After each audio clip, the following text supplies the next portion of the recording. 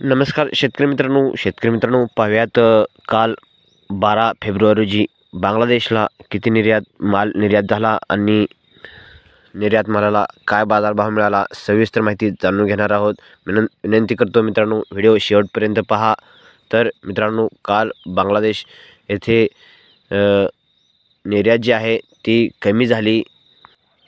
Total 5 गाड्या निर्यात झाली।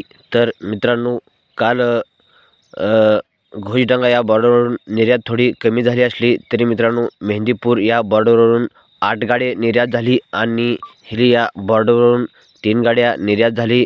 तर मित्रांनो टोटल मिळून एक्सपोर्ट जे आहे ते 16 गाडी निर्यात झाली आणि मित्रांनो निर्यात भाव जो आहे तो 43 ते 44 रुपये एवढा बाजारभाव मिळाला। तर मित्रांनो त्यामध्ये नाशिकचा सुपर मीडियम, नाशिक सुपर गोल्टा आणि नाशिक गोल्टा आणि मित्रांनो नाशिक गोल्टा गोल्टी एवढी निर्यात झाली। मित्रांनो त्या मालाला बाजारभाव जो आहे तो गोल्टा मित्रांनो त्या मालाला 43 ते 44 रुपये। मित्रांनो हा बाजारभाव जो दाखवला होतो स्क्रीनवर तो टीकेमध्ये असतो। मित्रांनो बाजारभावामध्ये काल सुधारणा पाहायला मिळाली। मित्रांनो बॉर्डरवरती आपला भारतीय कांदा जो आहे तो जास्त पोचत नसल्यामुळे बाजारभाव वाढले आणि निर्यात कमी झाली।